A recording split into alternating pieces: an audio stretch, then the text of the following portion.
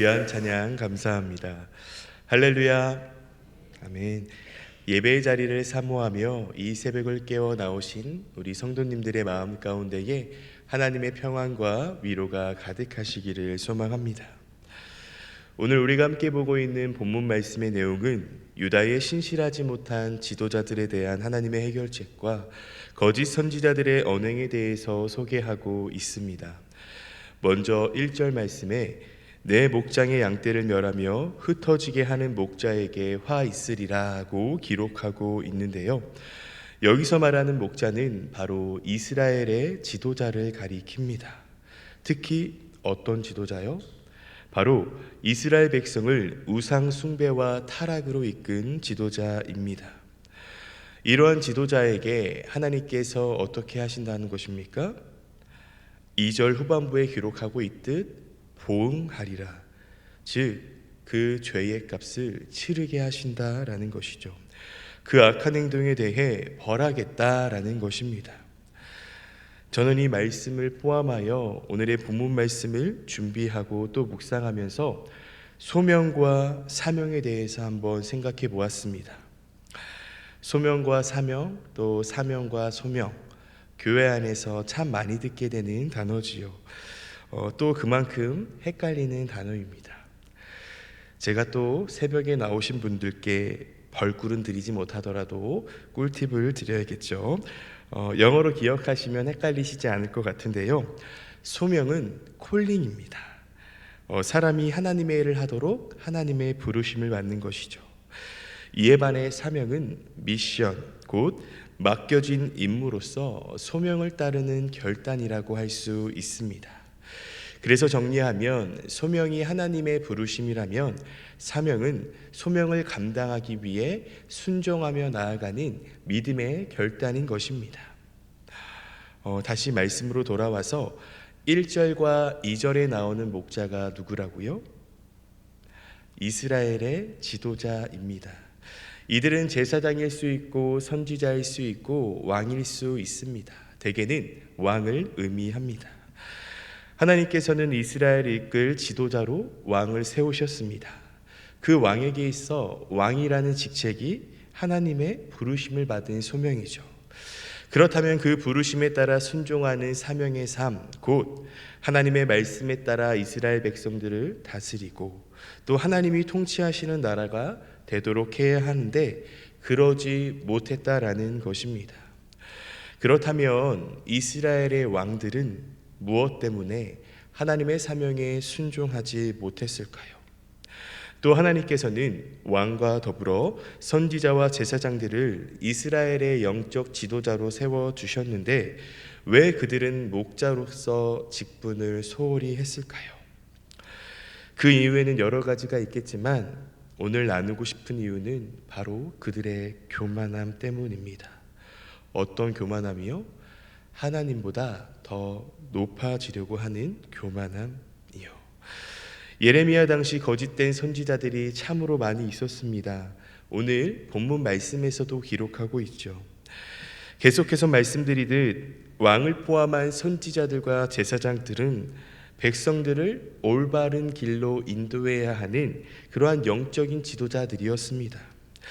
하지만 예레미야 당시에 거짓된 선지자들 또 불경건한 제자들이 너무나 많았고 그들은 백성들을 우상 숭배의 길과 부도덕의 길로 이끌며 결국 그들을 타락시킵니다.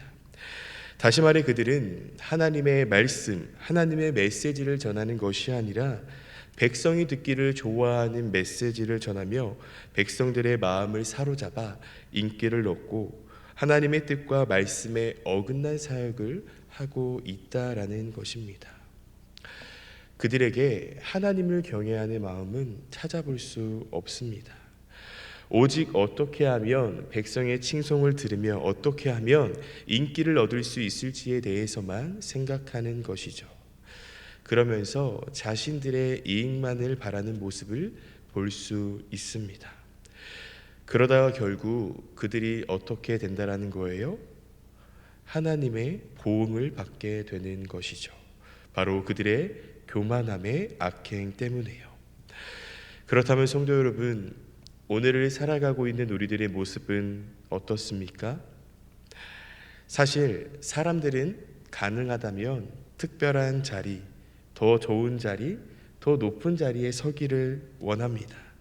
심지어 누구를 잊어가면서요, 우리를 삶의 자리로 부르신 그 하나님을 잊어가면서 말이죠.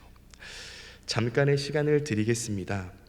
눈을 감고 하나님께서 나를 부르신 그 자리를 한번 떠올려 보십시오. 잠드시면 안 됩니다. 하나님께서 나에게 맡겨주신 소명, 부르심의 자리를 한번 생각해 보십시오. 네, 마음속으로 3초만 센다라고 적혀 있네요. 네, 다 지났습니다. 눈을 떠주시면 감사하겠습니다. 하나님께서 우리에게 맡겨주신 자리 어디입니까? 먼저는 우리의 가정이죠. 또 직장과 사업장, 또 여러 공동체, 또 그리고 교회 안에서 하나님께서는 우리에게 맡겨주신 소명이 있죠. 그렇다면 성도 여러분, 우리가 그리스도인으로서 하나님께서 나를 부르신 그 소명의 자리에서 하나님의 영광을 드러내며 사십니까? 아니면 나의 영광을 드러내며 사십니까? 다시 말해, 내 삶의 자리에서 하나님의 말씀이 충만하십니까? 아니면 나의 말씀, 곧 나의 생각과 지혜, 더 나아가 교만한 마음이 더 충만하십니까? 부끄럽지만 저의 고백을 잠깐 하자면, 하나님께서는 저를 목회자로서의 소명을 주셨고 그 소명을 감당하기 위해 사역을 하고 있습니다. 하나님의 부르심이 아니었다면 저는 새벽을 깨우지 않았을 것입니다. 미인은 무슨 꾸러기? 잠꾸러기. 질 수 없죠. 미남은 더 잠꾸러기. 제가 괜히 피부가 좋은 게 아닙니다. 요새 잠을 못 자서 뾰루지가 나는 것 같지만 사실 제가 목회자로서의 부르심을 받고 이 사명을 감당할 때 늘 가지고 있는 기도 제목이 있습니다. 예전에 담임 목사님께서는 성령보다 앞서지 마라는 그러한 감동을 받으셨다고 하는데요, 저는 성령보다 높아지지 마라는 즉 교만의 마음에 대해서 늘 점검합니다. 정말 부족함이 많은 사람인데도 말이죠. 제가 담당하고 있는 부서는 청소년부입니다. 청소년부 사역에 있어서 가장 큰 사역이라 함은 아마 수련회라고 할 수 있습니다. 그때 친구들이 많이 변하죠. 올해 여름에 중등부 수련회 때 있었던 일을 잠깐 나누고 싶은데요. 그 전에 대부분의 사역자들이 제일 피하고 싶어하고 어려워하는 부서가 있다고 합니다. 어디일까요? 바로 청소년 사역, 특히 중등부 사역입니다. 네, 오늘 새벽 예배에 나오신 우리 성도님들 중에 자녀가 중등부에 계신 우리 성도님들이 몇 분 보이는데요, 우리 아이들은 다른 교회 아이들과 달라서 아주 착해서 사역하기가 수월합니다. 입술에 침 바르기 적혀 있네요. 그런데 일반적인 교회에 있는 청소년부, 특히 중등부 사역이 왜 힘드냐라고 했을 때요, 아동부 사역의 장점은 대화가 힘들지만 귀엽다라는 거예요. 청년부 사역의 장점은요, 귀엽지 않지만 대화가 된다라는 거예요. 제가 보배로운 교회에서 청소년부를 담당한 지 벌써 이제 3년이 다 되어 가는데요, 제가 사역을 하면서 느낀 건 가장 먼저 친구들이 정말 귀하고 착하다라는 것입니다. 이건 진짜입니다. 그런데 너무 버터링 쿠키 같아요. 쉽게 상처를 받더라고요.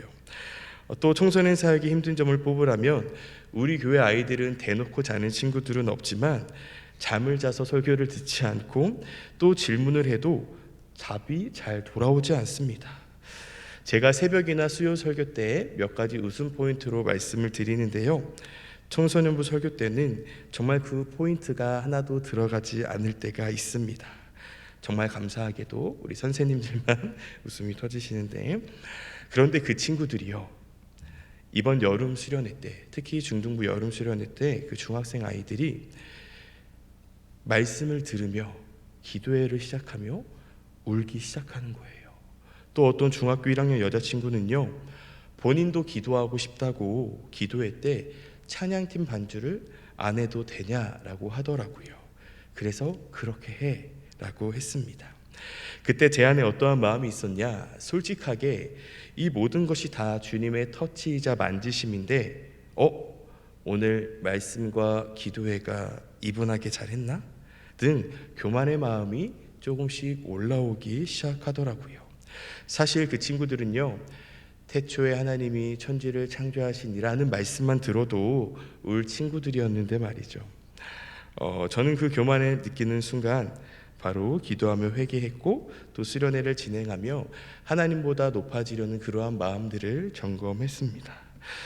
사실 이뿐만이 아니라 제가 이렇게 걷기 운동을 조금 할 때면 유튜브 쇼츠를 보는데요, 예전에도 한번 나누었던 적이 있던 것 같습니다. 담임 목사님의 쇼츠를 비롯해서 이름만 대면 유명한 목사님들의 쇼츠를 들으며 걷기를 시작합니다. 처음에는요, 그분들의 말씀이 너무나 은혜가 많이 되는 거예요. 그런데요, 시간이 지나자 점점 더 나도 이 목사님들처럼 신금을 울리는 설교를 하고 싶다. 그런데 그것이 누구의 영광이 되는? 바로 나의 영광이 되는 설교를 말이죠. 이렇듯 제 안에는 늘 하나님보다 높아지려고 하고 하나님의 영광을 빼앗으려고 하는 교만의 마음이 있던 거예요. 그래서 제가 그날부터 걷기 운동을 안 해요. 하나님보다 높아지려고 할까 봐. 그래서 옆으로 높아진 것 같은데, 이렇듯 사람은요, 때로는 교만함의 이유 때문에 하나님의 부르심에 온전히 순종하지 못할 때가 있다라는 것입니다. 본문 말씀에 등장하고 있는 목자 곧 이스라엘의 지도자들도 마찬가지죠. 그들은 하나님의 인정이 아닌 사람의 인정을 받기를 원했고 또 백성들이 하나님을 찬양해야 하는데 백성들이 자신을 찬양하기를 원했던 것입니다. 그러다 보니 결국 하나님의 뜻이 아닌 악행을 저지르게 되고 결국 하나님의 심판의 자리에까지 나아가는 것을 볼 수 있습니다.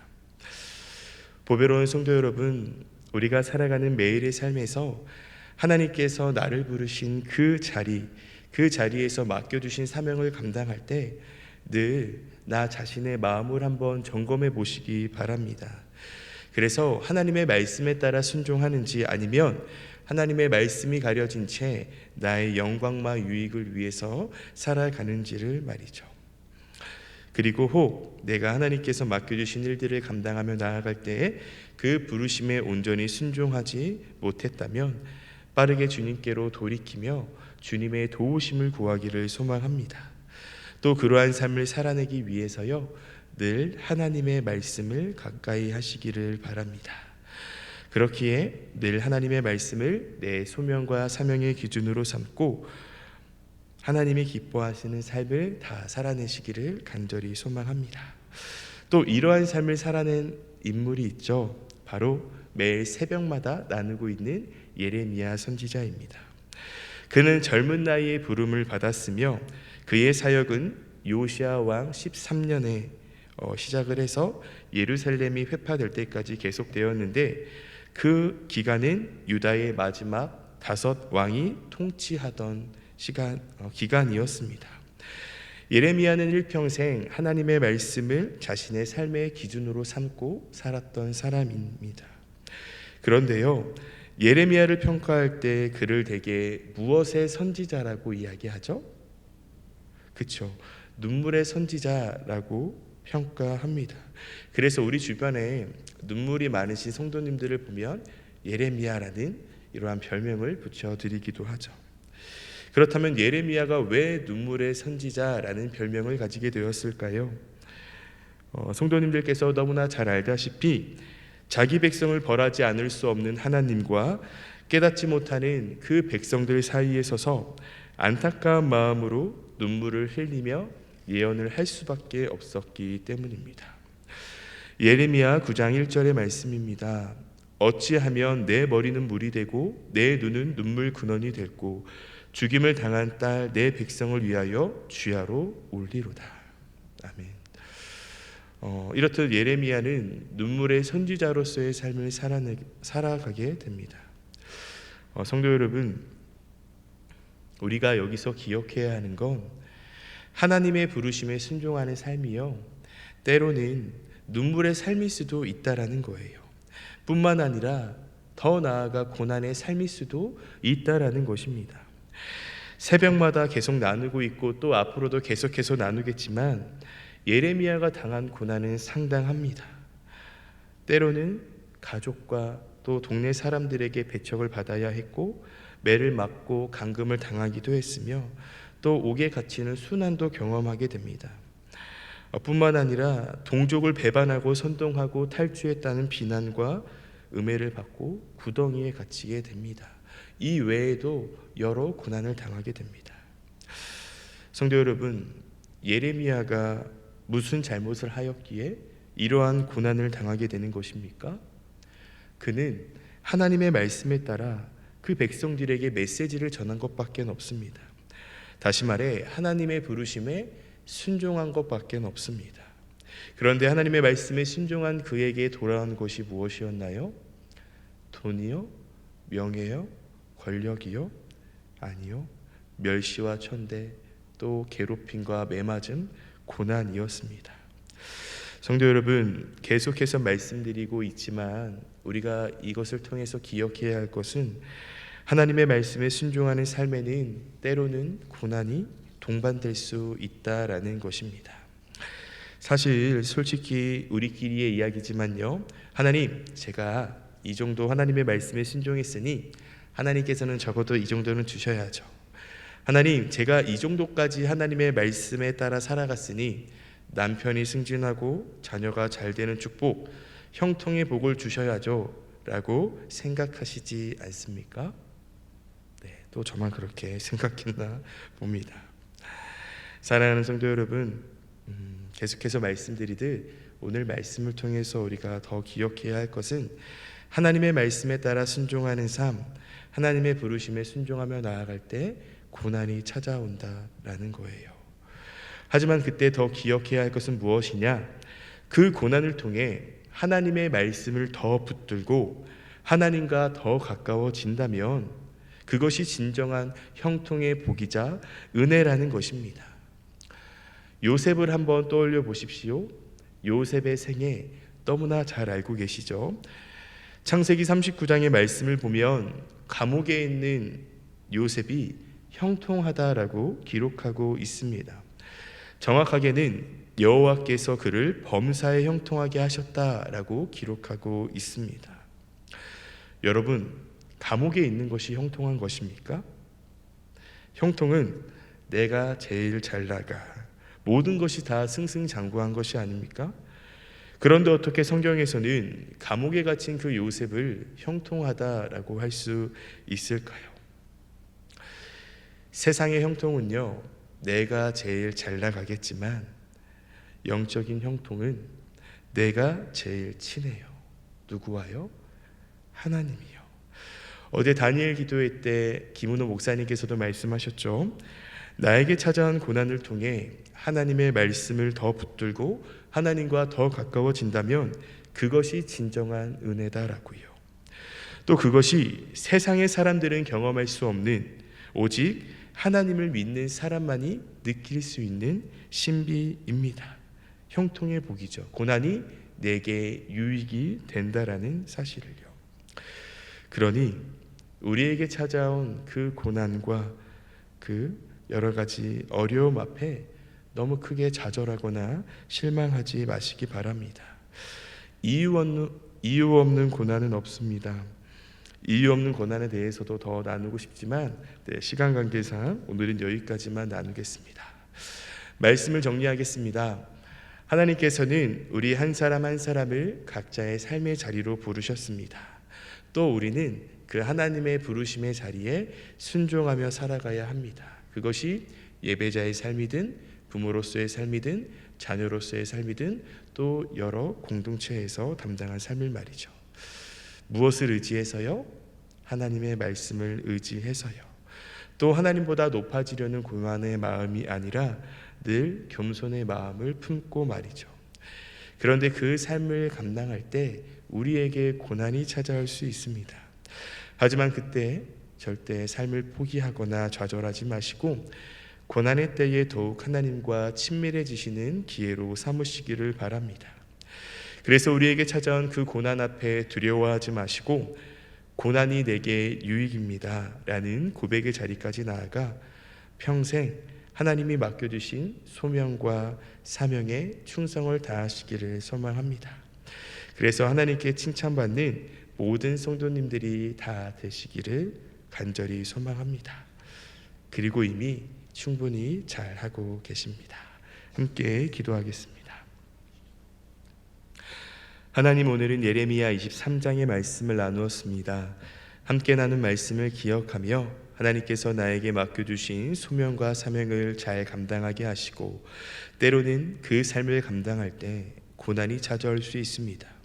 하지만 그 고난 앞에 주춤거리는 것이 아닌 더욱 하나님의 말씀을 의지하고 기도하며 주님께서 맡겨주신 그 삶을 끝까지 잘 살아내게 하여 주옵소서.